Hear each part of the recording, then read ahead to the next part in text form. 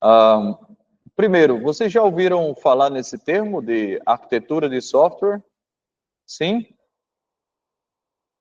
O que é que vocês entendem sobre arquitetura de software?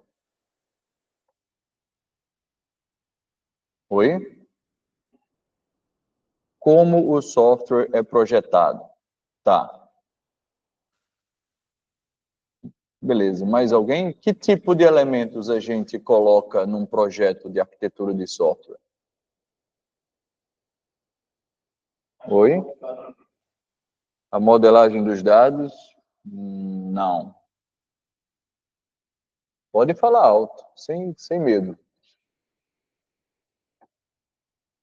Vamos pensar assim, certo? Eu vou começar com uma visão aqui mais baixo nível, mais lúdica para vocês.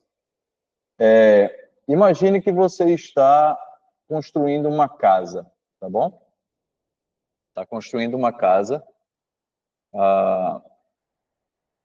E aí, ao construir a casa, a gente tem que atender a alguns requisitos, certo? Tudo bem? Ah, assim como quando a gente desenvolve software, certo? Quando você desenvolve um software, um sistema, você tem duas classes grandes, certo, de requisitos. Quando eu falo requisito, vocês entendem o que eu estou falando? O que é um requisito de software? O que é um requisito?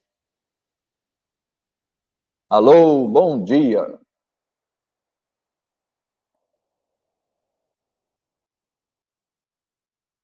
Muito bem, é aquilo que o software faz, certo? O que você precisa que o software execute, tá bom? Então, se você chega para uma empresa no mercadinho e o mercadinho quer, olha, eu quero vender meus produtos, eu quero passar o produto no caixa, bipar esse produto, deve exibir lá, totalizar, né, o valor daquele produto, e a cada produto que for colocando, eu estou totalizando o pedido. Isso são requisitos de software. Preciso cadastrar um produto, é um requisito de software. Eu preciso de uma listagem dos produtos cadastrados, é um requisito de software. Então, o que é o requisito? É aquilo que eu quero que o software faça. Entenderam a ideia? E aí a gente está falando, esses exemplos que eu dei são exemplos relacionados a funcionalidades do sistema. Atenção, se conecta aqui. Então a gente está falando de requisitos funcionais.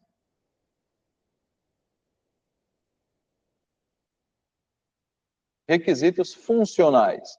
Requisitos funcionais estão ligados às funcionalidades do sistema. Tudo bem? São cadastros, listagens, certo? Consultas, beleza? Essas coisas que você quer que o sistema faça. Tá legal? Gerar gráficos, etc. Tá? São os requisitos funcionais. Então, se eu pensar em uma casa, quando eu for falar de requisito funcional, eu estou falando de quê? Por exemplo, eu quero saber quantos quartos aquela casa vai ter, não é isso? Qual é a área, se vai ter uma sala, se vai ter uma cozinha separada ou a cozinha vai estar misturada, beleza? Certo? Então, esses são requisitos funcionais. Ah, eu quero que tenha uma porta, minha sala de entrada, eu quero que ela tenha duas portas, tá certo? Quero que coloque uma porta aqui, quero que coloque uma porta aqui, certo? Então, eu tenho aqui a minha sala, eu tenho um corredor, eu tenho um quarto aqui, certo? Um outro quarto aqui, sei lá, uma cozinha, e por aí vai. Tranquilo? Todo mundo está sincronizado aqui, pessoal? Joia.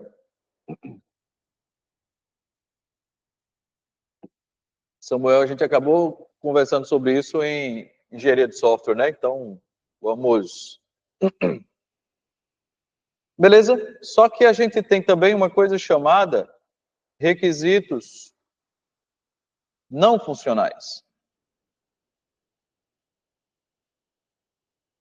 Ok? Que são aqueles requisitos que a gente chama de requisitos de qualidade. Tá legal? Por exemplo, vamos lá.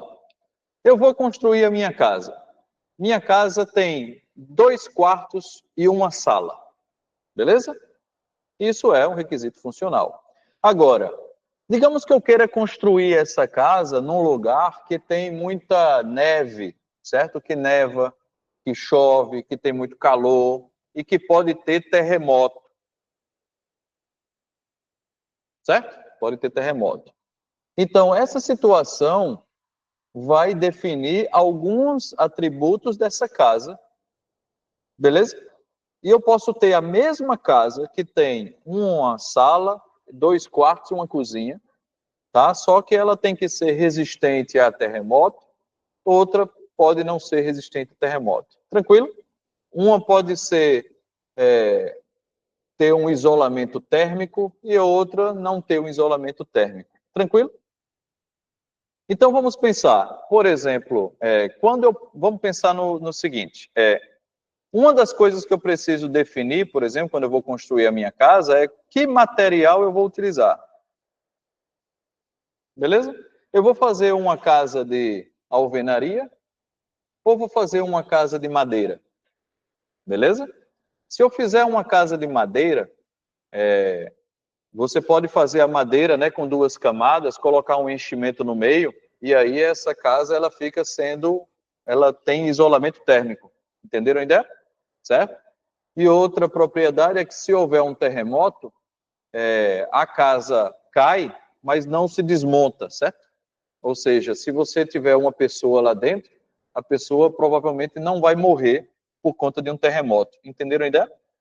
Enquanto que uma casa de alvenaria, se ela tiver um terremoto, aí o tijolo, o cimento, concreto cai em cima e aí fica mais difícil de salvar as pessoas. Entenderam? É por isso que a gente tem vários países que têm terremoto, que tem furacão, que tem tornado e tal. As casas são todas feitas de madeira, porque se tiver uma bronca séria, a madeira cai e aí assim uma mesa ou uma parede cai assim, outra cai assim e tal, e você não pode sobreviver ali dentro. Entendeu a ideia? Beleza? Além de que a construção é muito mais rápida, certo? Você restaurar e reusar também o material. Beleza? Enfim. Então veja que isso é um requisito não funcional. Tá legal? É um requisito que está relacionado ao como aquela coisa está sendo feita. Beleza, pessoal? Em termos de software, tá? A gente tem também requisitos não funcionais. Quais são os requisitos não funcionais de software? Pensem comigo, pessoal. Digamos que eu tenha um sistema aqui, olhe, por favor, tentem não flutuar, certo? Não saiam do chão, foquem aqui. Imagine que eu tenha um sistema aqui,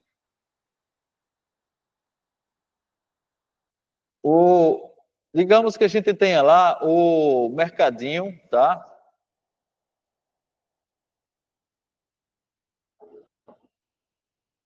Certo? O mercadinho aqui da esquina ali, aqui de Rio Tinto, tá bom?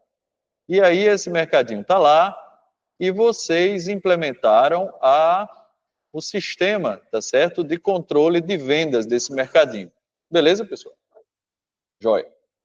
Quantos usuários vão usar esse sistema? Pensem comigo. Eu estou falando do sistema de venda, né? Certo? De passar o produto e acumular as vendas, fechar o pedido, receber o pagamento do cliente. Tudo bem? Todo mundo está sintonizado comigo? Joia. Quantos usuários vão usar esse sistema? Vocês já foram nesse mercadinho aqui? Quem já foi? Né? Quantos caixas tem lá? Acho que uns 4, né? Beleza? Então, vamos lá. A gente tem 4 caixas. Onde as pessoas passam aqui, passam os produtos, não é assim? Beleza? Em cada caixa desse, a gente tem um computador, não tem? Certo? Então, em cada caixa tem um computador, certo? Com um teclado. Tem balança no caixa? Aqui? Tem não, né? Tá. Então, eu tenho aqui, tem um teclado lá, tá certo? E tem o leitorzinho lá de código de barra, né? Passa aí e tudo mais. Beleza? Então, vamos lá. Quantos usuários o meu sistema tem? 4.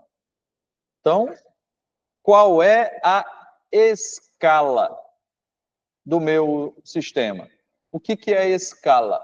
É a quantidade de usuários que o sistema pode atender ou tem que atender. Entenderam a ideia?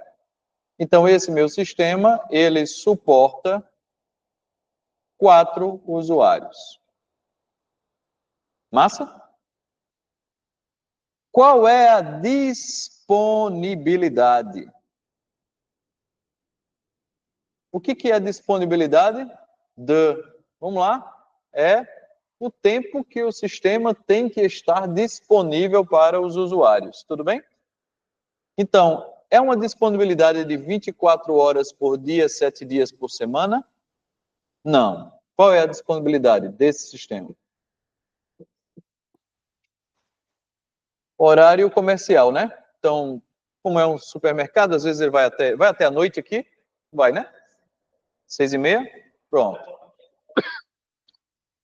Então, digamos que você começa aqui de 6 da manhã até às 18 horas, ou vamos botar 20 horas, tá certo? Mesmo com o caixa fechado, o pessoal, né, com o supermercado fechado, o pessoal está utilizando lá dentro. Entenderam? Então, esse é um requisito de disponibilidade. Quando você for desenvolver o sistema lá para o supermercado, você vai perguntar, tu quer que ele fique disponível qual período? Assim, nesse período, nesse período. Beleza? O que é que isso influencia na sua vida ao desenvolver sistema para esse supermercado? Essas duas coisas. Vamos pensar, certo? A disponibilidade afeta o que na sua vida? A sua vida de desenvolvedor, né? Você é a empresa que está criando o sistema que vai funcionar lá no supermercado. Tudo bem? Estamos juntos aqui? Todo mundo? Beleza. Então, se ele trabalha de 6 da manhã às 8 da noite, trabalha fim de semana, só sábado, domingo está fechado, né? Sábado até meio-dia. Né? Uhum. Vamos considerar que vai até sábado, meio-dia. Tá joia? Aí vamos lá. Se você precisar fazer uma atualização nesse sistema, aí você não vai fazer no horário comercial, concorda? Mas também a sua vida está muito boa, né? Porque você pode fazer entre 8 da noite até as 6 da manhã do dia seguinte, certo? Você pode fazer de noite, de madrugada, você pode fazer no fim de semana. Estão entendendo? E olha o tempo que você tem para poder fazer uma mudança aí, né? Uma atualização, entendeu? Você tem aí uma noite inteira para poder fazer um ajuste no sistema, pode dar errado, volta atrás, e não sei o quê, você tem muito tempo para fazer. Tranquilo? Esse tempo que a gente utiliza para poder fazer as mudanças, tá certo? É o tempo de mudança, tá? Opa! A gente tem um outro requisito que está associado à manutenibilidade do sistema, que é o que a gente chama de mean time to repair, certo? Ou o que é isso? É o tempo médio de reparo para reparo. Tá certo? Se alguma coisa der problema, em quanto tempo eu vou resolver essa bronca? Entenderam a ideia? Certo? Aí, aqui a gente já está falando do seguinte: se alguma coisa der problema, entre 6 da manhã e 8 da noite. Certo? Beleza? O tempo da noite é a sua janela de mudanças. Certo? A sua janela de mudanças é entre, digamos, 21 horas e 5 horas da manhã. certo? Ou fins de semana, a partir do sábado à tarde. Tudo bem? Então, essa janela de mudança aqui, ó, pessoal, é o tempo em que você vai poder fazer mudanças no sistema sem causar indisponibilidade no serviço, beleza? Porque quando a gente faz um contrato decente, né, um contrato realmente robusto com alguma empresa, né, com algum cliente, a gente se preocupa com essas coisas, entendeu? Porque quando você não se lembra disso, o mundo é cruel e frio, certo? Vai dar caca, certo? Vai dar problema. Você vai ter um sistema, vai dar pau perto do meio-dia, na hora que está cheio de gente no caixa, entendeu? E aí você precisa ter isso acordado com o cliente. Como é que... Então, na hora de você conversar com o cliente, você vai definir, por exemplo, qual é o tempo médio que eu tenho para reparar o seu sistema, certo? Se o cliente disser assim, rapaz, eu não posso ficar aqui com o sistema fora do ar por mais de 10 minutos. Já pensou? Mais de 10 minutos aqui, meia hora, o pessoal no caixa, eu vou começar a perder venda. 10 minutos eu ainda posso dizer assim, galera, segura aí que a gente está resolvendo aqui uma bronca. Concorda? Certo? Então, digamos que para cá, o tempo de indisponibilidade, tá certo? Máximo, certo? Ou o tempo médio para reparo, vamos chutar aqui, de aproximadamente 10 minutos. Tudo bem? Aí vejam, pessoal, prestem atenção. Se eu digo a você que você tem 10 minutos para poder resolver uma bronca que ocorrer, o que é que você vai fazer? Que estratégias você vai utilizar para poder atender esse requisito?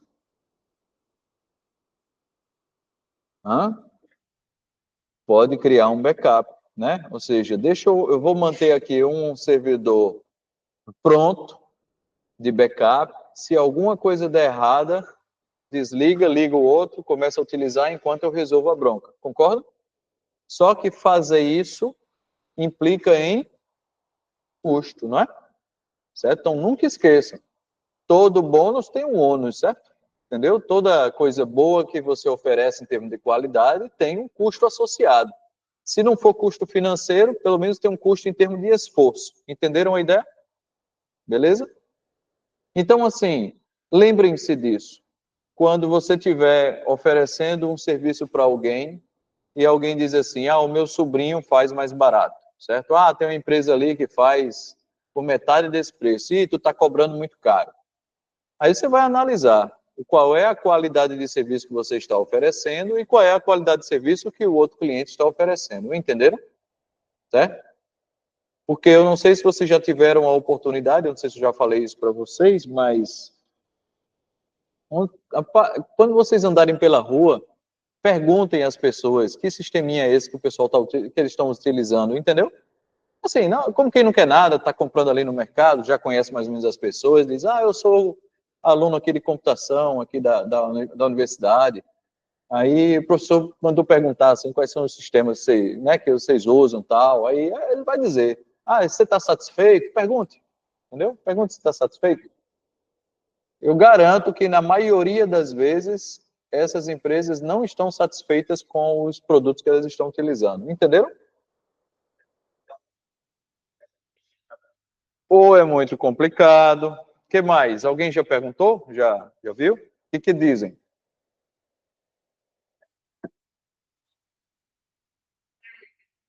Vive travando, não é? Exatamente, vive travando. A manutenção é ruim. Quando dá problema, demora muito para a pessoa vir. Quando vem, aí cobra caro, certo? Para vir. E, enfim. E, em geral, esses sistemas, eles têm uma rotina muito complicada, assim. Por exemplo, essa pessoa que diz que vive travando e tem que reiniciar. Quando reinicia, leva um tempão para reiniciar, para poder voltar a ficar no ar e funcionar e botar para vender, não é? Eu visitei uma empresa, estava comprando uma camisa lá em Campina Grande, certo? Em Campina Grande. Aí eu olhando assim, o cara já de cabeça quente, eu disse, que sistema é esse? Não, o sistema da empresa X. Lá eu disse, o sistema todo, pessoal, é feito no Excel. Vocês têm ideia nisso? O sistema todo de cadastro, de consulta, de pagamento tal, é só uma planilha Excel com várias programações em Visual Basic, entendeu? E você, de fato, no Excel você consegue fazer, abrir uma tela, preenche um formulário. Quando preenche o formulário do cadastro e tal, isso vai para planilhas, entendeu? Tudo planilha. E a empresa paga por isso. Tem uma empresa ganhando dinheiro com isso. E quando dá problema e tal, eles mandam o suporte da empresa que paga a diária, paga por hora da pessoa estar ali, e ele senta lá no computador e vai resolver em pleno horário de atendimento, entendeu? Então, durante o horário de atendimento, ele fica tirando o pedido na mão, né, no papel, e usando uma maquineta avulsa, né? Tá certo? Para poder fazer o pagamento, enquanto o cara está lá trabalhando, resolvendo a bronca. Entenderam? Enfim, isso é o ônus de um bônus. Provavelmente a pessoa está pagando uma mensalidade muito baixa, está ganhando, né? Tá utilizando um serviço que é de baixíssimo custo. Entenderam? E às vezes as pessoas não têm noção de que é um custo que de repente é aquele barato que sai caro, né? Tá certo? Entenderam a ideia? Joia. Mas vamos aqui para o nosso sistema.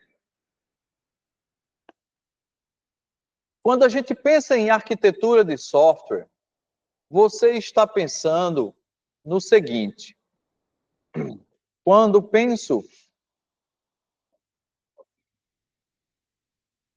pensamos em arquitetura, a gente está pensando em infraestrutura. Quando eu falo infraestrutura, vocês entendem? Eu estou falando de computadores, servidores, rede de computadores, né? Muita rede, tá? Dispositivos, etc. Tá certo? A gente também está falando em sistemas, subsistemas, tá legal? A gente está falando em serviços, módulos, está falando de integrações, certo? Entre sistemas, etc. Tudo bem? Então, isso aqui é o nível, certo? Que a gente está discutindo quando está falando de projeto arquitetural. Como numa casa, eu não estou pensando no tijolo que vai ser usado na alvenaria, você está entendendo? Eu estou pensando na parede, eu estou pensando no material que eu vou utilizar, eu estou pensando na estrutura, se vai suportar um primeiro andar ou não é um primeiro andar, como é que vai ser esse telhado. Estão entendendo? Do mesmo jeito aqui, eu não estou preocupado na classe, certo? Na classe Java que vai implementar uma determinada entidade. Eu não estou preocupado com o modelo de dados, certo? Eu vou ter uma tabela A mais uma tabela B relacionada. Não, isso não é nossa preocupação quando a gente está falando de arquitetura. Tudo bem? Agora, é uma preocupação para a gente... eu esqueci de colocar aqui, né? Tecnologias, frameworks, certo? Linguagens de programação,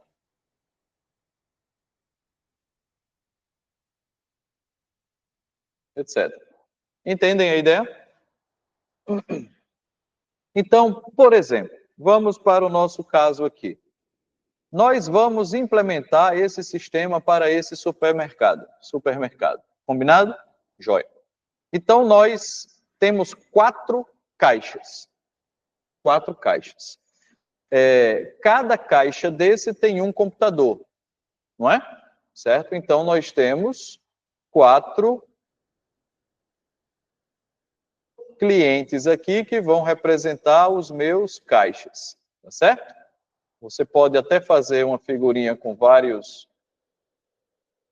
caixinhas assim, ou você pode colocar aqui 4 vezes, certo? Um desse. Tudo bem? Eu vou fazer as 4 só para vocês terem uma visão mais ampla aqui. Esse programa que vai funcionar lá, ele tem um requisito que é, ele precisa ter uma interface gráfica, concordam? Não tem lá uma interface gráfica? É a interface web que ele usa? Pode ser? Poderia ser, não poderia? Poderia ser uma interface web. Vai depender da tecnologia que você for decidir utilizar para resolver o problema. Estão entendendo a ideia? Beleza? Outra coisa que você tem que pensar é na configuração desse computador.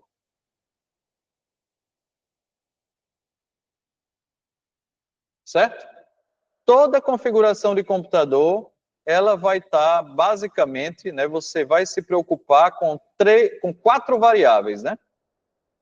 Tudo bem? Quais são as variáveis que a gente pensa quando fala em infraestrutura? Deixa eu até botar aqui. Configuração do computador, certo? Ou vou chamar aqui do servidor, vou chamar da instância.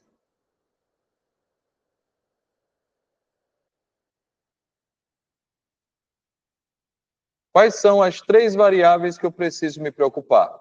Me ajudem. 1, CPU, né? Processamento. O que mais? Memória. Quando a gente fala de memória, a gente está falando de memória RAM, não é isso? Certo? Memória RAM. Outra variável? Armazenamento, né? Disco, certo? E aí a gente está falando de quais são os tipos de armazenamento que a gente tem hoje em dia, assim. Tem HD, que é antigão, né? SSD, o que mais? SSHD, NVIO, né? SSD NVIO, sei lá, enfim, tem um monte de. Vou botar só aqui, vírgula, 3 pontinhos. Hã? SSD, né? SSH não. SSD, perfeito. Tranquilo? Qual é a outra variável que a gente precisa se preocupar aqui? Rede. Certo? Tá bom? Se bem que rede necessariamente não é um atributo do computador em si, mas a rede que o computador está ligado, tá certo? Beleza? Então, enfim. Vamos fechar em processamento, memória e armazenamento. Rede é outra coisa que você precisa se preocupar, mas não é necessariamente da instância, certo? Quando a gente pensa em rede, eu estou pensando em 2 coisas, basicamente, certo? Quais são? Vamos lá. Eu estou pensando em latência, né? O que é a latência de rede? O que é a latência? Vamos lá, supletivo, redes de computadores, lá, TCP, ICMP. Latência é o tempo que uma mensagem leva para sair de um local para o destino e voltar, certo? É a latência de rede. Tudo bem? Quando você faz um ping para um destino, você sabe mais ou menos o tempo que está levando para chegar lá. Tranquilo? Vamos fazer um exemplo aqui rapidinho.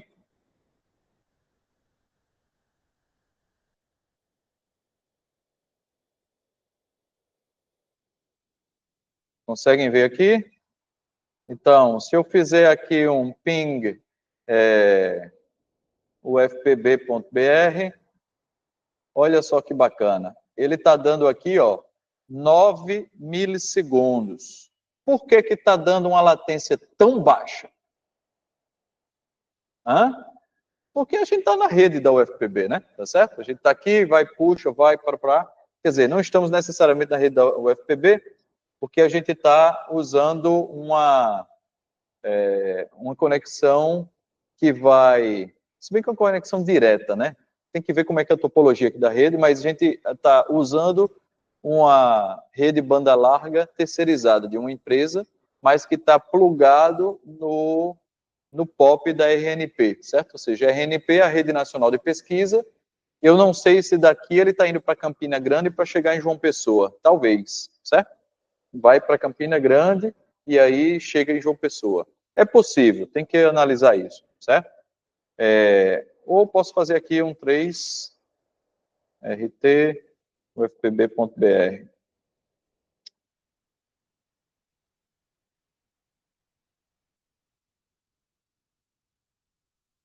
Vamos ver, ó, ele está saindo daqui.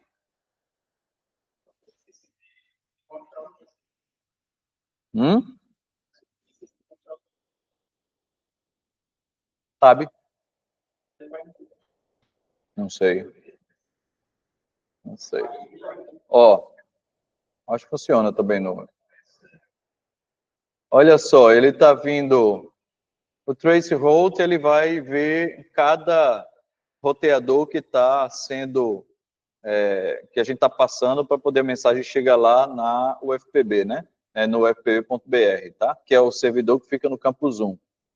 Então, de fato, ó, ele sai daqui, isso aqui é dentro aqui do nosso laboratório, né? Aí depois entra na rede da o link que é contratado, aí de fato entra na RNP, tá vendo? Certo? Aí eu não sei onde é que fica isso aqui, esse JPA1, ó, então, esse JPB1, CPB1 deve ser lá em Campina Grande, certo?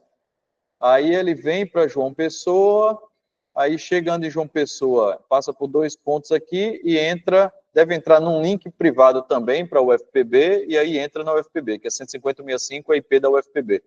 Então ele dá uma volta aqui e tal. Só que é uma volta muito curtinha, certo?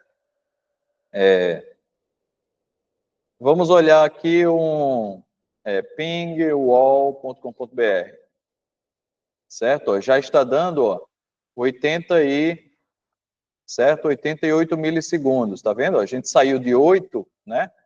Tá, para 82, 88, tudo mais. Beleza? Se a gente for ping.amazon.com, a Amazon já está dando 135, 125, que a gente já está em outro data center, está fora da rede principal, né? Deixa eu ver como é que está aqui a IT. Opa, está até bom. O servidor está bom, 27 mil milissegundos, está ótimo. Está ótimo isso aqui. Tá? Poxa, eu gostei, não achei. Ah, é porque da IT.org, quem está respondendo é GitHub, porque ela está hospedada como uma página no GitHub, entendeu? Aí o GitHub usa técnicas de cache espalhados por aí, entenderam a ideia? Agora, se eu for para pingrodrigoR.com, aí aqui, aí tá certo. Ó, dá 200 milissegundos, certo? Porque isso aqui é um servidorzinho que está, inclusive eu não contratei ele no leste dos Estados Unidos, contratei no oeste dos Estados Unidos. Eu errei na seleção, então ficou para colar. Então, quando a gente manda requisição por aqui, ele sobe pelo Atlântico, aí chega na costa leste dos Estados Unidos e vai para a costa oeste dos Estados Unidos para poder chegar nesse servidor, entendeu? Por isso que o ping dele é por isso que quando você abre a minha página, ela dá uma engasgada aqui no início, ó. Tá vendo que demora? Aí, por quê? Porque eu estou fazendo, quando você abre uma página dessa, você está fazendo várias requisições. Aí ele pega e pum, abre.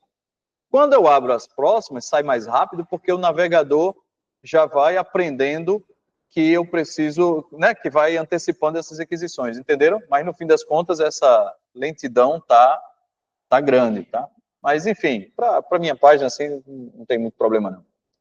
Beleza? Então isso é uma coisa que a gente precisa se preocupar, latência de rede, tá certo? E a banda, né? Concorda? Certo? Que é a quantidade de dados que você consegue trafegar por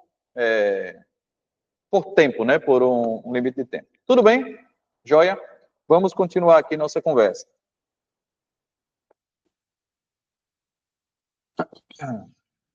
Então, voltamos lá para o nosso mercadinho. Tá legal? Então, a gente tem essas 4 instâncias aqui, tá certo? De computadores. E esses computadores, eles precisam acessar o banco de dados, concordam? Então, o banco de dados é um elemento arquitetural, tá certo? Em geral, a gente usa uma representação assim, tá? De um cilindro, tá certo? É uma representaçãozinha de banco de dados.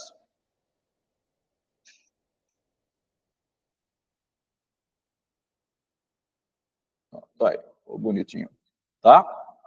Então, e aí eu pergunto a vocês, Atenção. Pessoal, vocês não têm ideia de como é importante essa discussão que a gente está tendo aqui, certo? Vamos lá. Esse banco de dados, o nosso programa, ele pode ter um banco de dados rodando dentro de cada máquina dos caixas. Pode ou não pode? O que vocês acham dessa solução? Por que custosa? Não sabe.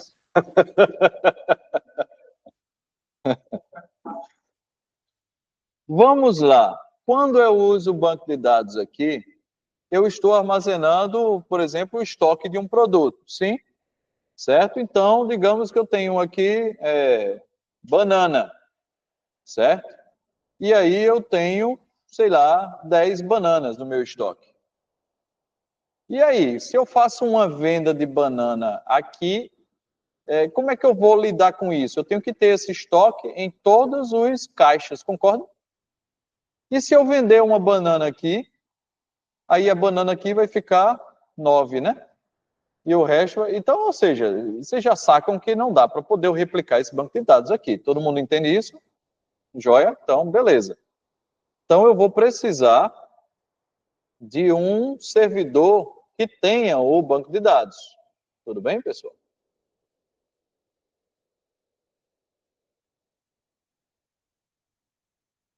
E aí, esse servidor que contém o banco de dados, tá?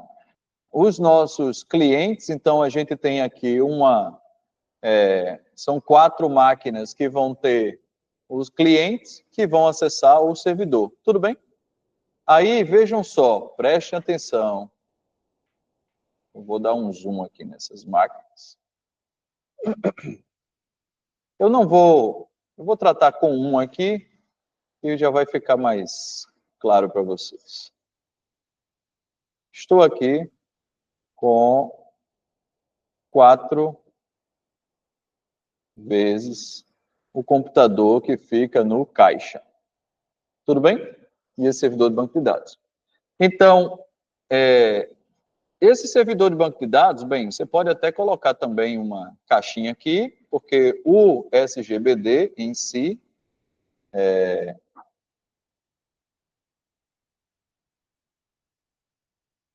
ele vai funcionar dentro de um computador também, né? Tudo bem? Certo? Então, esse computador ele vai ter que se conectar a este servidor de banco de dados. Beleza? Joia. E aí, nós estamos falando de uma interface, vamos considerar que seja um sistema com interface gráfica, certo? Que eu monto e instalo no computador, certo? Vamos usar que tecnologia para fazer isso? O que vocês sugerem? Pode usar Java para isso? Pode. Pode fazer uma interface com Swing, tá legal? Apesar de que não é bem o que o pessoal usa. Em geral, eles usam o C Sharp ou usa Visual Code, né? O Visual Code não, é Visual... Oh, meu Deus.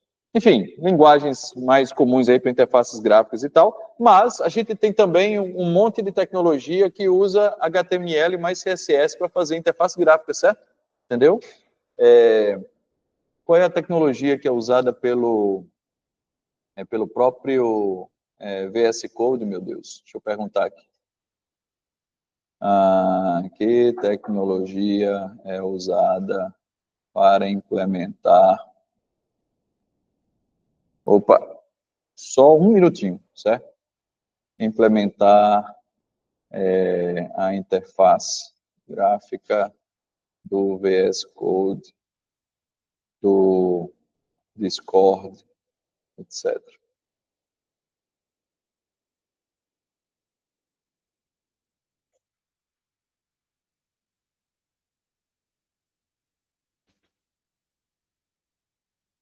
Electron, pronto, era o que eu estava querendo lembrar.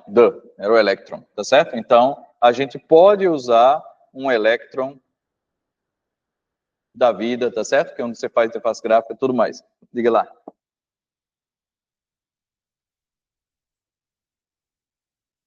Pronto, alô, som. Então, vocês estão acompanhando comigo o raciocínio aqui que eu posso implementar uma solução, tá certo? Que vai ser instalada em cada computador, tá certo? E que essa solução, esse programa, ele vai acessar o banco de dados. Tudo bem? Então, nessa solução, a gente tem a interface gráfica, que a gente chama de GUI, que é Graphical User Interface, certo? Interface gráfica com o usuário, e mais a lógica. O que é a lógica? A lógica de negócio, certo? Ou o model, né? Tá legal? E aí, esse GUI aqui é o front, né? Tudo bem? Então, quando você chega lá e instala um programa no computador, certo? E esse programa vai acessar um banco de dados fora, você tem uma unidade de software sendo instalada ali, concorda? Então, e do jeito que está aqui, o que é que significa? Significa que toda vez que eu tiver uma nova versão de software, uma nova funcionalidade e tal, eu vou ter que atualizar todas as instâncias. Concordam comigo? Isso é bom ou é ruim? Depende. Certo? Depende. Se você está aqui no mercadinho, que eu tenho a noite toda para fazer, certo? Eu tenho fim de semana para fazer, eu tenho 4 caixas para poder atualizar, não é muito problema não. Concorda comigo? Certo? Chega lá, o cara está pagando a visita, você está lá e tudo mais, beleza? Só que, enfim, vamos lá, mas vamos continuar. Então, eu tenho aqui uma lógica de negócio mais interface gráfica, certo? E você vai ter o acesso a banco de dados, então aqui você vai acessar, né, dentro desse caminho aqui, você tem uma LAN, né? Ou seja, um Local Area Network, uma rede local. Beleza, pessoal? E aqui a gente vai fazer consultas usando TCP, né? Usando comandos SQL. Beleza? Todo mundo entendeu? Essa arquitetura, isso é uma arquitetura? É. Você está estabelecendo aqui quais são os módulos que você vai ter que implementar no seu sistema. Então, eu vou ter uma camada de persistência, que vai usar um banco de dados relacional. Eu vou ter uma camada que tem um front mais a lógica de negócio, que vai funcionar numa instância, e eles vão se conectar através de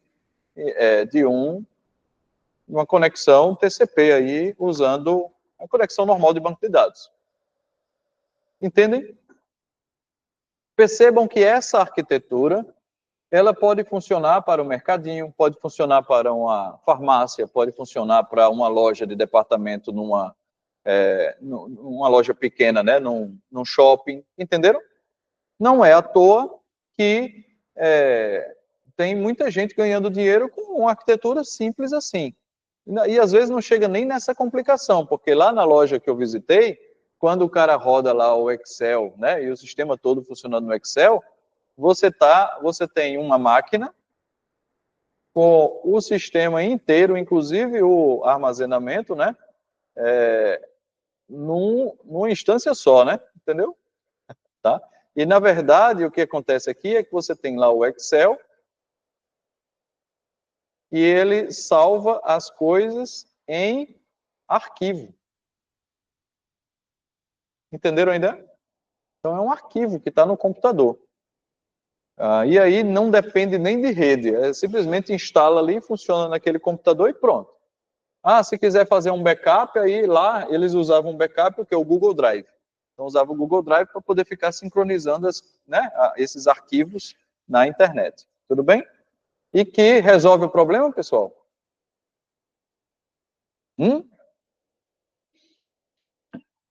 Sabe qual é o problema de usar um Google Drive da vida? É que você resolve o problema de manter uma cópia, tá certo?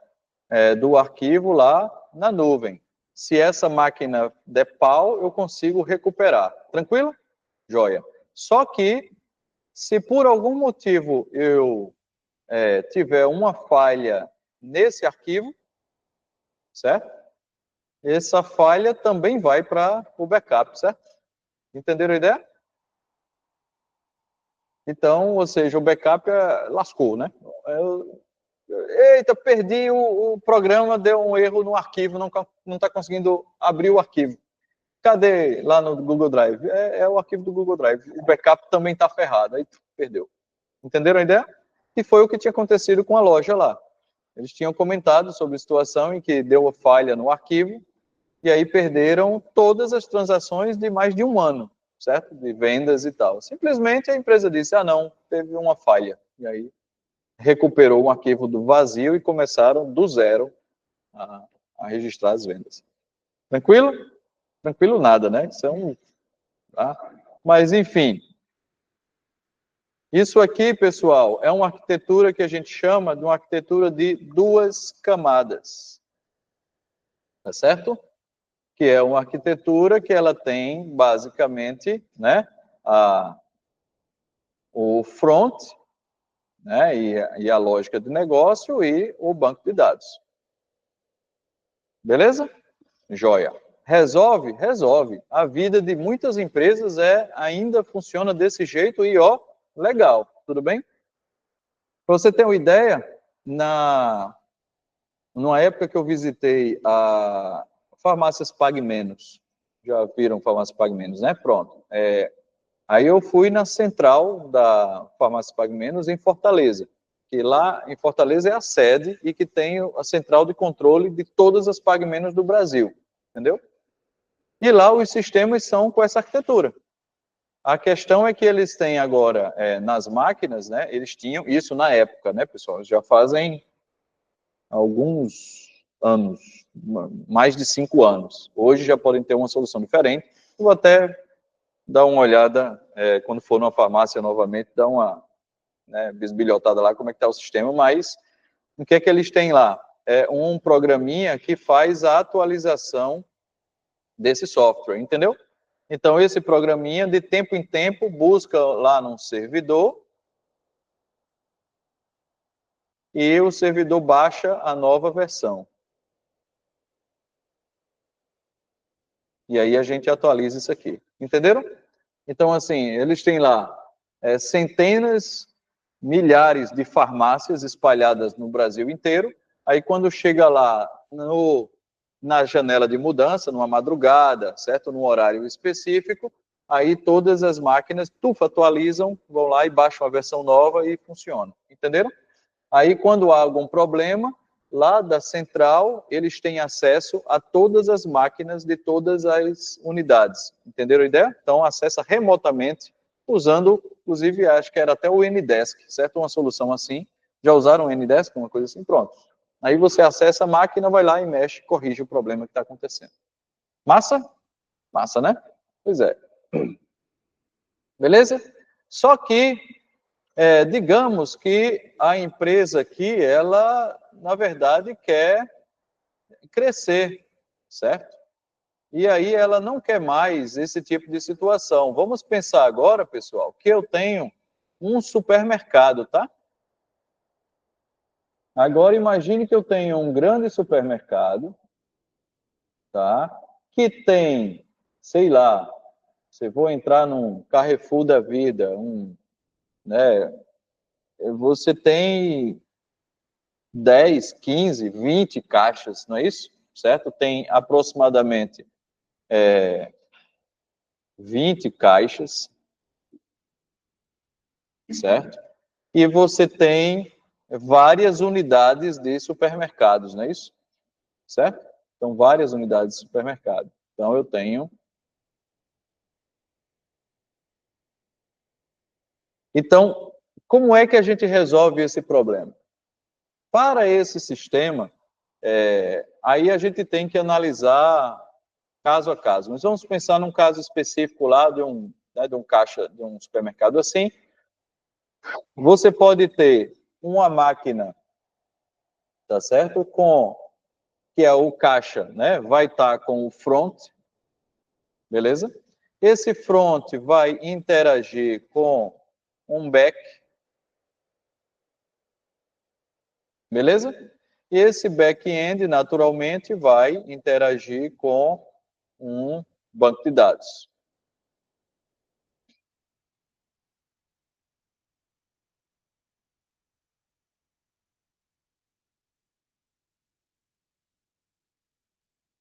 Massa?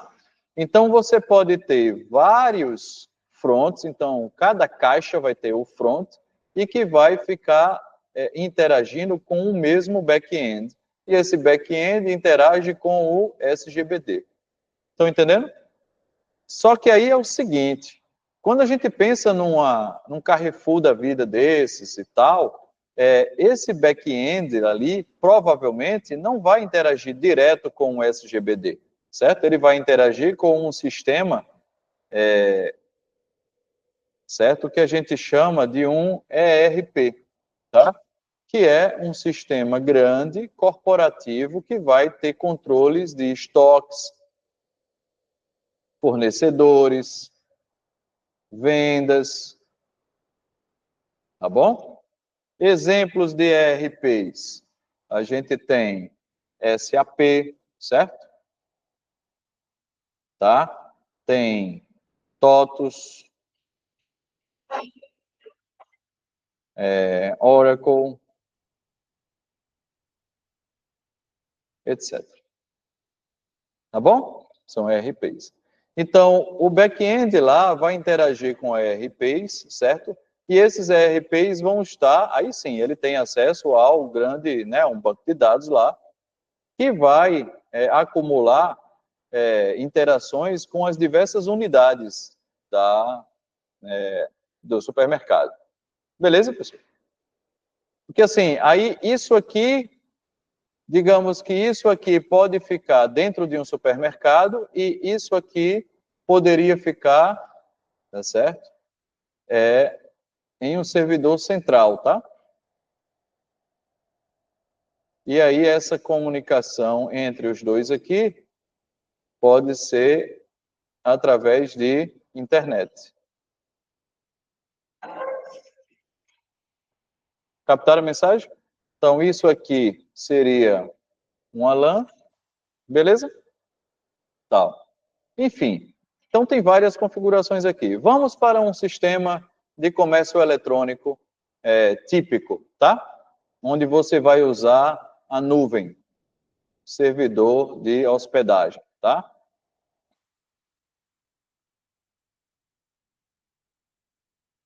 Serviço de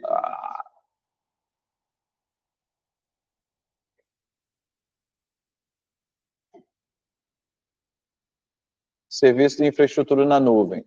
Me dê exemplos aí de empresas que oferecem serviço de infraestrutura na nuvem. A gente tem, vamos lá, os mais clássicos aí. A Amazon, né? Google Cloud, tem a Microsoft, Azure, certo? Tem Digital Ocean. Tranquilo? A Amazon aqui é C2, né? O nome do serviço, tá? É Google Cloud, Amazon Azure, Digital Ocean e vários outros. Mas esses aqui são os maiores. A internet que nós conhecemos praticamente funciona dentro dessas empresas, tá certo? Beleza?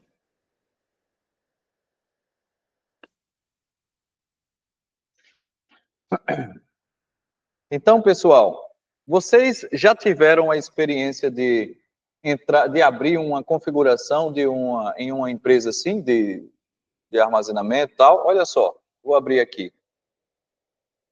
Deixa eu ver se eu ainda tenho minha conta no DigitalOcean. Digital.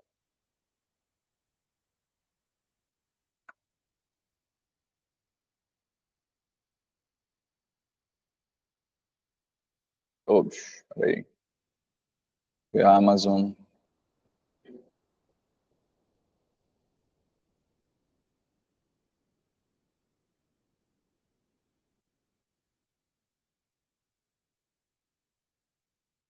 Na verdade, eu digitei, eu botei aqui EC2, mas na verdade é AWS, tá? EC2 é um dos serviços da AWS, beleza? Deixa eu entrar aqui.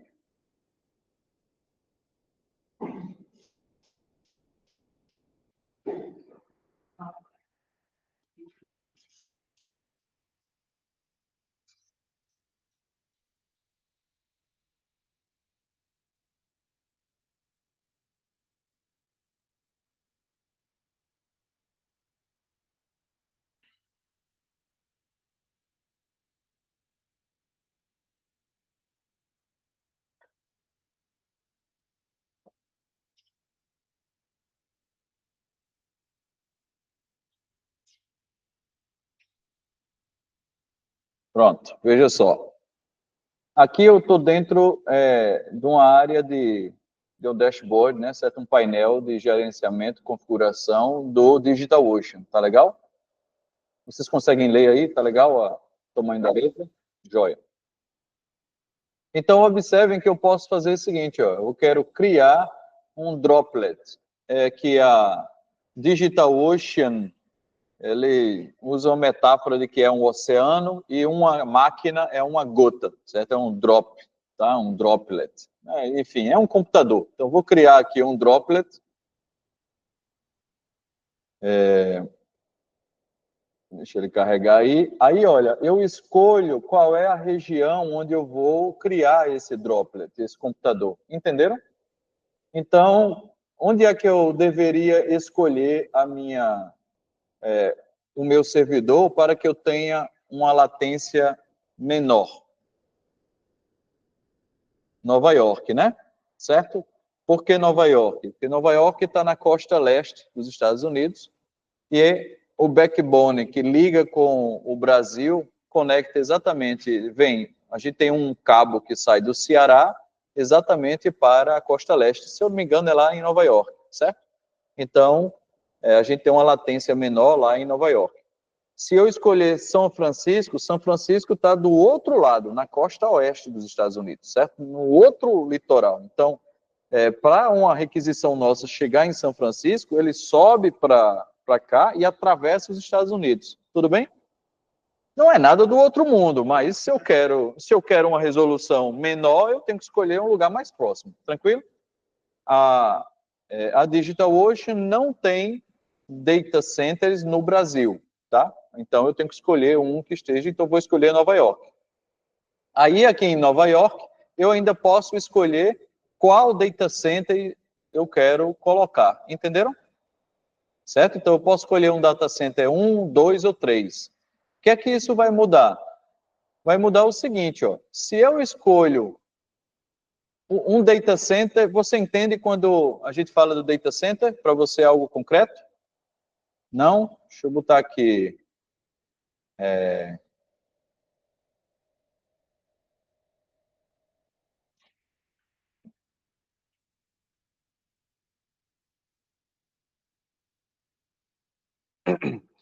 Isso aqui é um data center, na verdade são fotos de data center dentro, né, do data center, mas eu quero uma foto do prédio, tá aqui, ó. Pronto, isso aqui é uma foto de um data center. Deixa eu abrir aqui.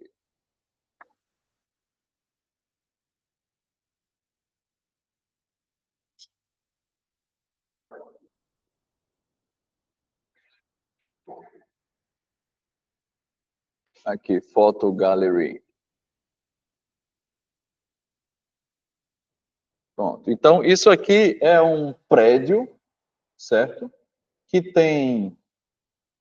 Isso aqui que vocês estão vendo aqui do lado de fora é tudo mecanismo, né? Soluções de refrigeração, certo? Tá certo? Dos computadores. A gente tem aqui, ó, um parque, certo? Um grande espaço cheio de computadores, tá vendo? De servidores. E cada espaço desse aqui tem um monte de computadores, um em cima do outro, tudo nesses armários, tá vendo? Certo? Então, quando você está acessando, e aqui em cima está passando o quê? Cabo de rede fibra ótica, provavelmente, certo? Fibra ótica tem energia, tá certo? Interligando esses computadores, tá? Aqui tem uma foto da galera aqui, ó, dando manutenção, certo? Então, cada coisinha dessa aqui é um computador diferente que está ligado na internet. Tudo bem? O que essa pessoa deve estar fazendo aqui é provavelmente trocando o HD, né, um disco que está com defeito, aí troca, algum processador que está com defeito, aí você tira um processador, coloca outro, beleza? Então, na hora que eu chego aqui e que faço, eu quero escolher um New York Data Center 1, eu estou escolhendo um prédio, certo? Estão entendendo? Um prédio. Então, significa que a DigitalOcean tem 3 prédios lá em Nova York. Beleza?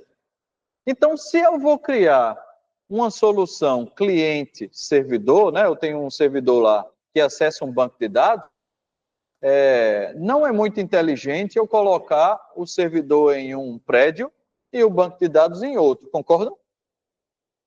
Porque mesmo estando em Nova York, se eu vou acessar o banco de dados, ele vai ter que sair de um prédio, a requisição, vai ter que ir até o outro prédio, consultar o banco de dados, voltar. Entenderam a ideia? Então, a minha solução, ela tem que estar sendo construída dentro do mesmo prédio, no mesmo data center. Faz sentido?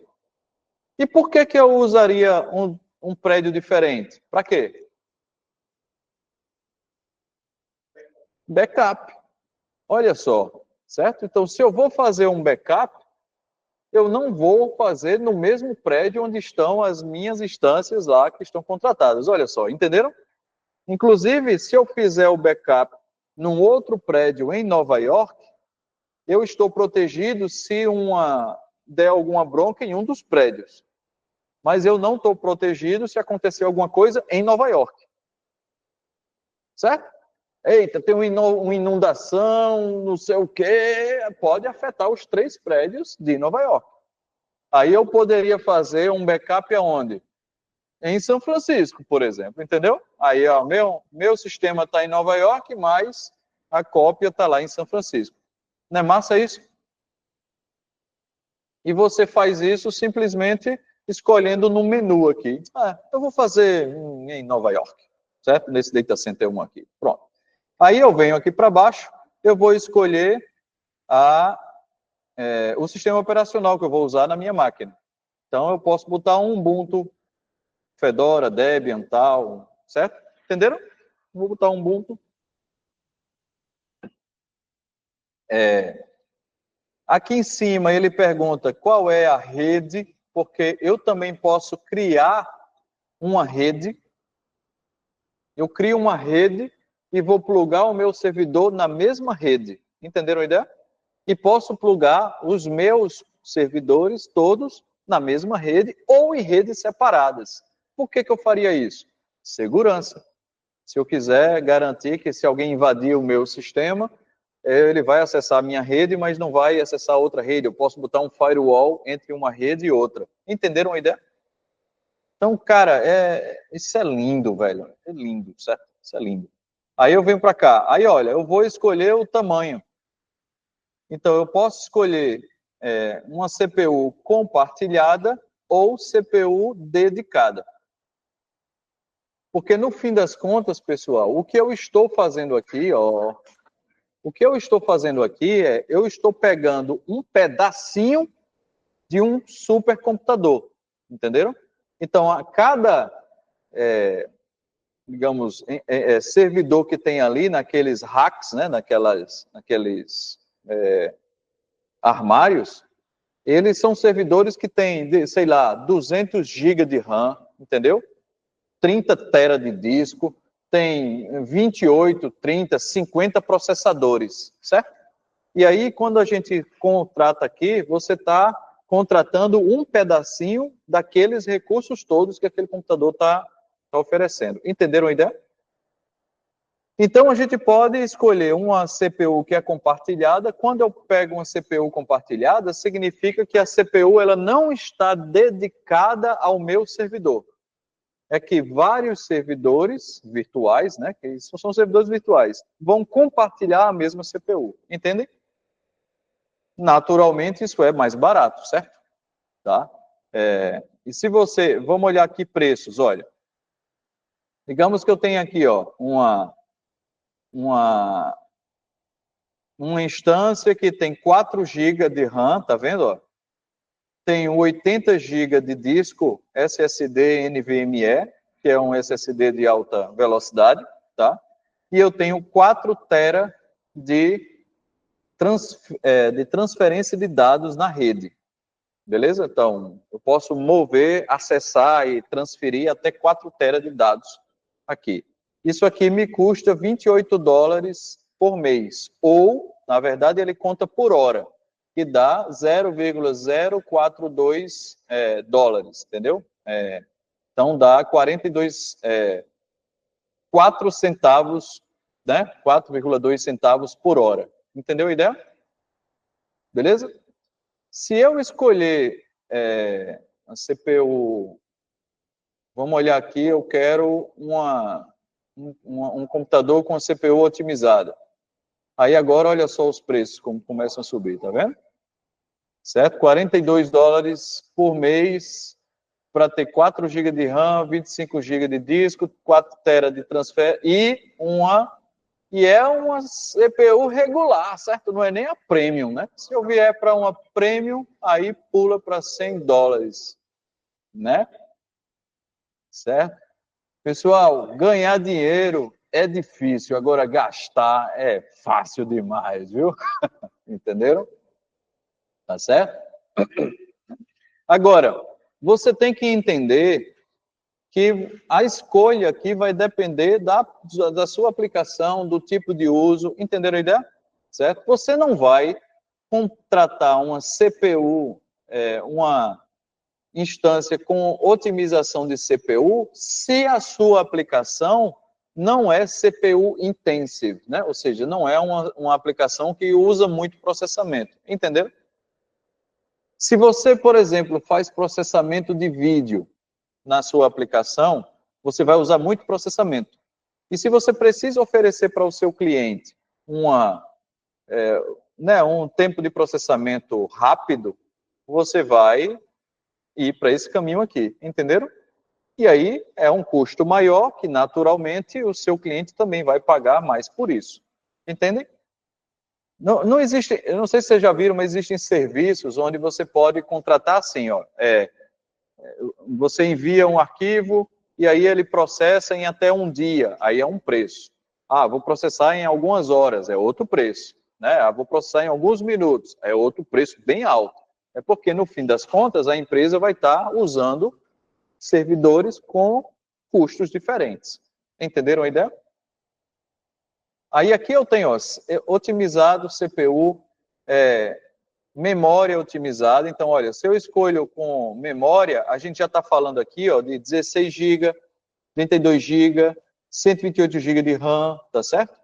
Só que aqui a gente está falando de memória com alta performance. Entenderam a ideia?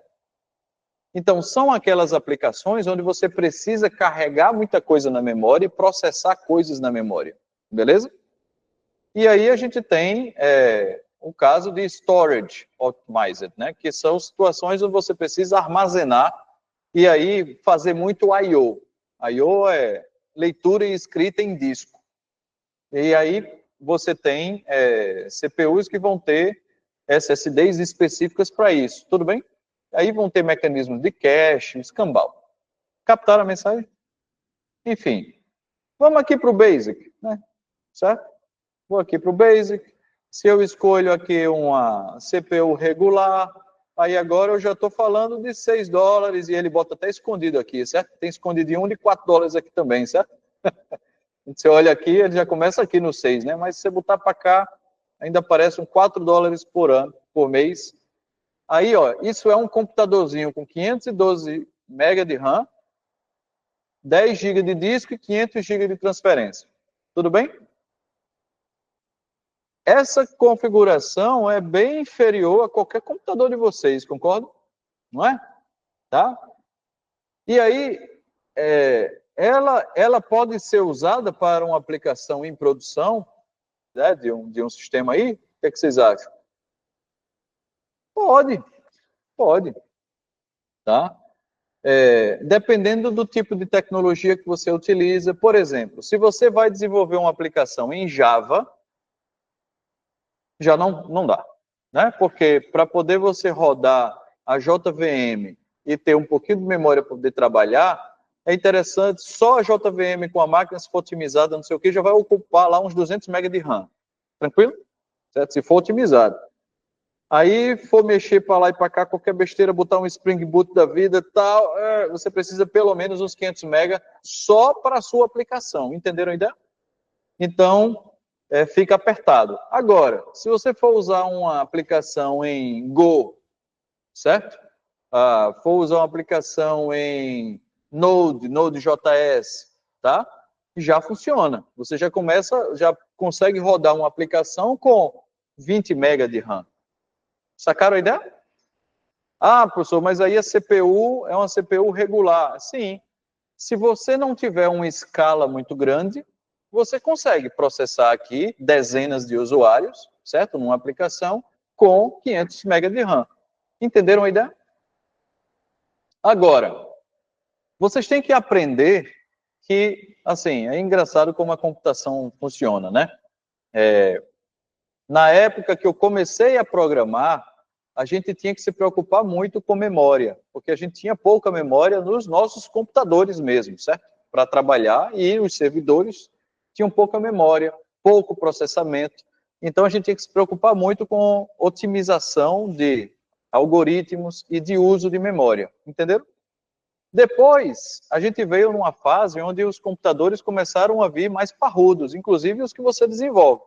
Então, assim, tá mexendo com memória e processamento já não ficou tão crítico, entenderam a ideia? Só que agora a gente voltou, certo, a uma fase onde cada ineficiência do seu sistema afeta diretamente o custo, certo? Porque agora a gente pode contratar, a gente contrata esse tipo de serviço nos provedores de nuvem, e se eu faço uma solução que cabe em 500 MB de RAM, olha quanto é que eu vou pagar por mês, $4. Entenderam a ideia? Então isso é custo baixo, aumenta a sua margem de lucro, cara. Beleza? Então voltamos à necessidade de a gente se preocupar, sim. Não dá mais para você fazer um select, né, num banco não paginado, entendeu? Ah, vou fazer um select aqui com 10 mil resultados e armazenar esses 10 mil resultados na memória e aí fazer um filtro. Não. Entendeu? Você faz uma consulta lá, se são 10 mil, são. Consulta primeiro, assim, de 100 em 100. Eu mostro quantos itens para o cliente, né, para o usuário. Ah, são 10, 15, 20, 100. Então, faz uma consulta de 100 em 100, para não estar ocupando muito espaço em memória. Captaram a mensagem? Eu vou usar mais cache, eu vou usar lá mais recursos para poder otimizar isso. Enfim. Aí, ó, você pode adicionar volume, pode adicionar backup. Aí tem a questão de acesso, né? Como é que você vai acessar? Você vai acessar por uma chave SSH ou por senha, tá? Enfim. Você digita aqui, ó, a senha do root que você quer que use. Entenderam a ideia? Cadê um uppercase? Pronto, certo? Então, cria aqui a senha de root, aperta aqui para criar e... Eita, peraí, $600 por mês, por quê? Peraí. Onde foi que eu errei aqui, hein? Ah, peraí, vou para cá. Pronto.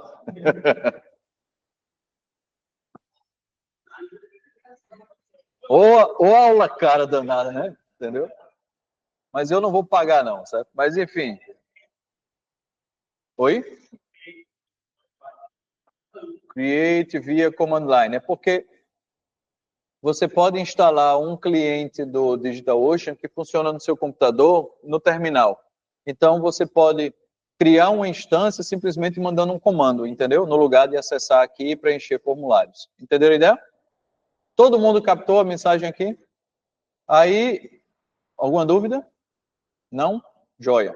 Isso aqui é a parte mais básica do processo, só criar uma instância. Eu posso criar redes, bancos de dados. Eu quero criar um banco de dados. Vamos aqui, ó. Deixa ele abrir. Eu escolho aqui embaixo. Você quer um MongoDB, quer um Postgre, tá vendo? Ah, eu quero um Postgre. Então, Create Database. Postgre. Aí, bora lá. Onde é que você quer que o seu Postgre fique? Olha só que legal, certo? Ah, eu quero um New York no Data Center 1, que é para poder o banco de dados ficar pertinho da outra instância que eu não criei, né? Mas queria criar. Entenderam a ideia? Certo? Aí, você quer, qual é a versão do Postgre? Como é que você quer a máquina que vai funcionar esse Postgre? Tá vendo? Porque quer queira ou quer não, você precisa de processador, de memória, né? Então aqui, ó, um Virtual CPU, então você tem uma CPU para trabalhar, você tem 1 GB de RAM para trabalhar e o storage de 10 GB e uma conexão, um limite de conexão de 22 conexões para esse banco de dados. Tá vendo? Beleza?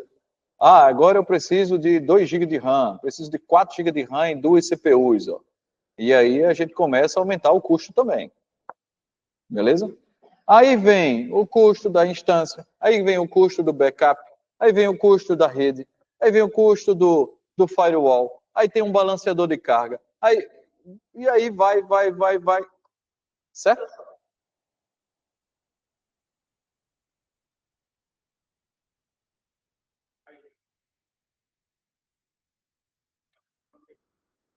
Certo?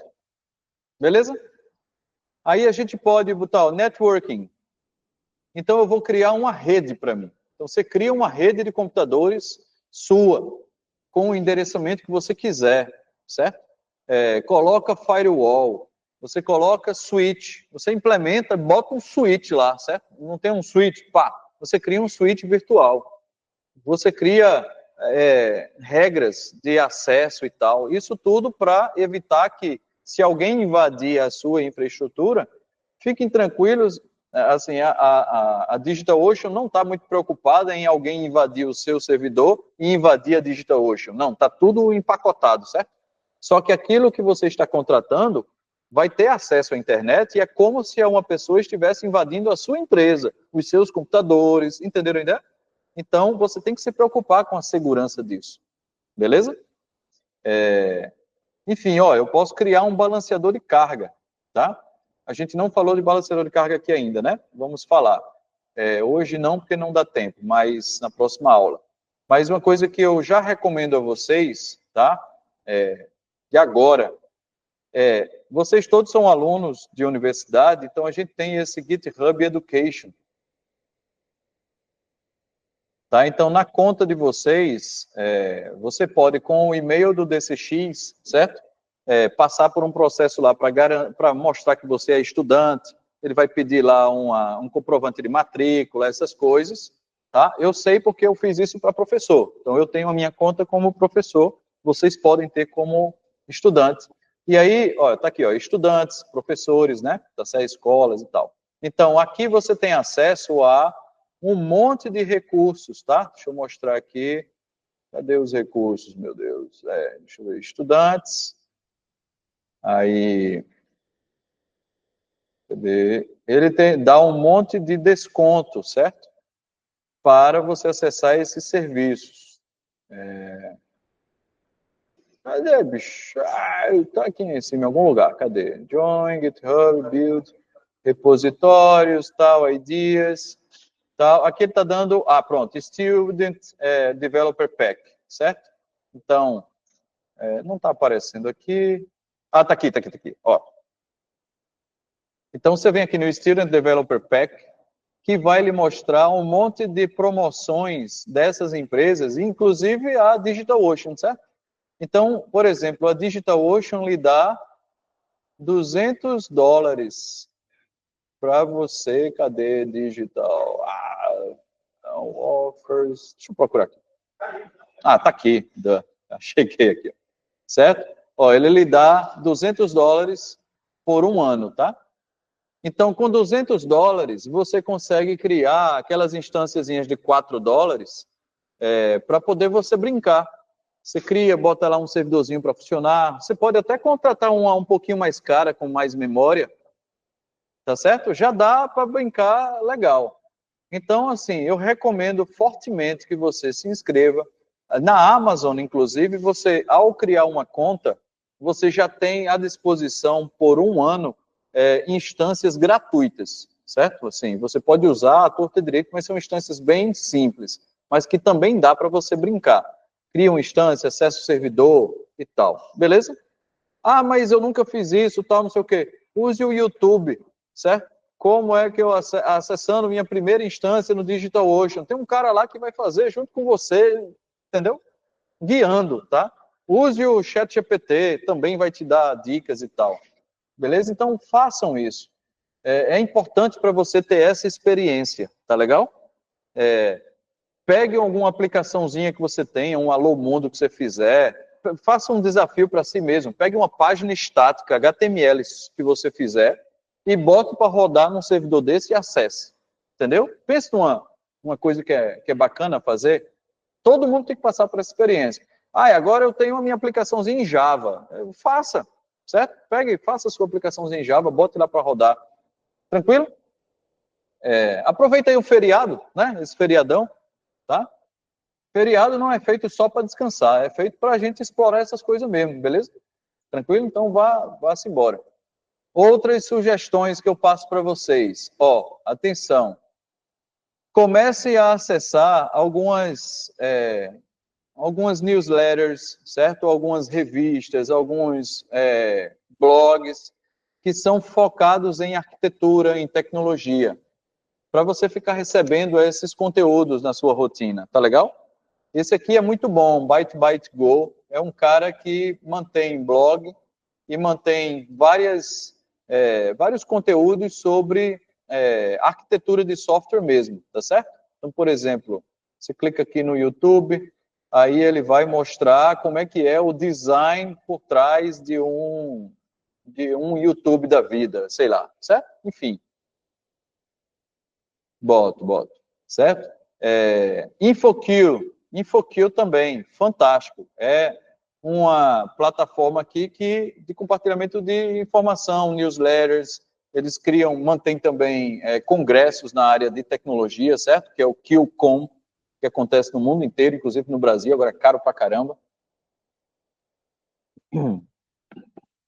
Mas tem várias palestras e assuntos ligados à arquitetura também, tá legal?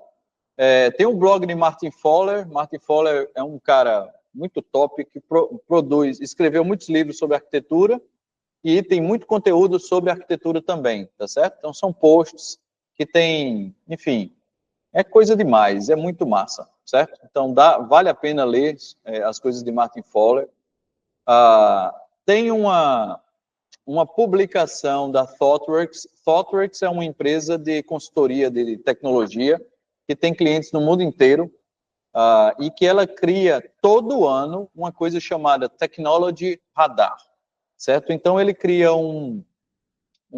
olha só que bacana aqui, uma visão sobre testes que a própria ThoughtWorks faz sobre tecnologias e classifica as tecnologias. Então, por exemplo, aqui, ferramentas.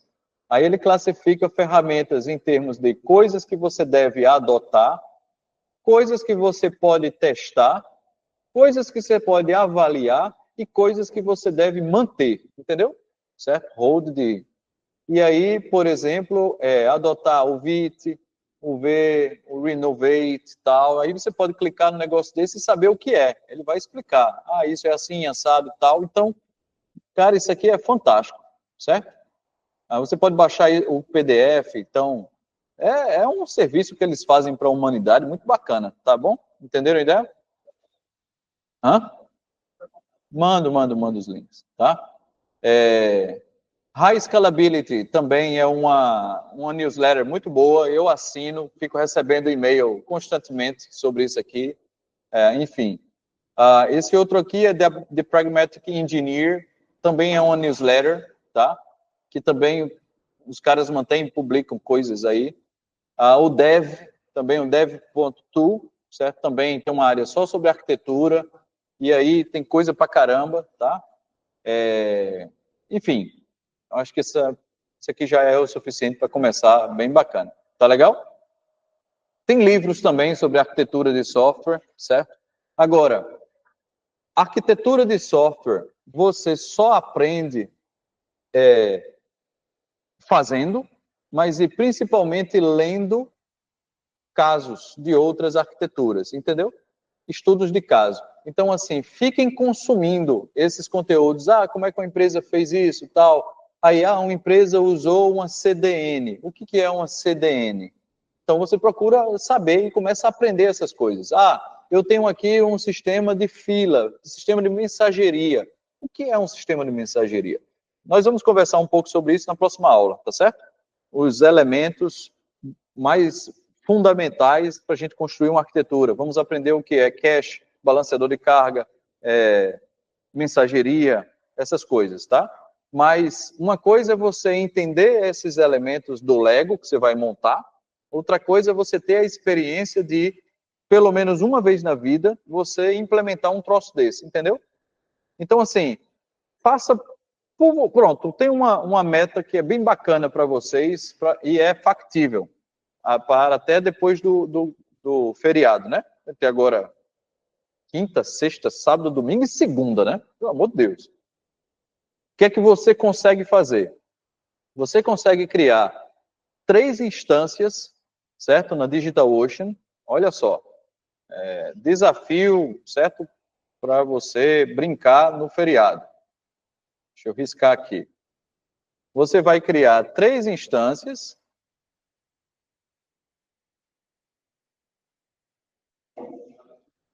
Certo? 3 instâncias. Aí você vai instalar o Node.js ou o Next. Não, Nginx. Rapaz, eu vou ficar doido com tanta... muita coisa na cabeça. Vamos lá. Nginx. O que é um Nginx? É um servidor HTTP. Certo? Servidor HTTP. Aí você vai colocar nesse servidor aqui uma página, certo? Que tem um conteúdo A. Nem que seja um HTML que apenas exiba A. Aí você vai colocar o outro aqui, vai fazer um B. Tudo bem? E você vai configurar esse Nginx como um balanceador de carga. Deixa eu dar logo um spoiler. O que é um balanceador de carga?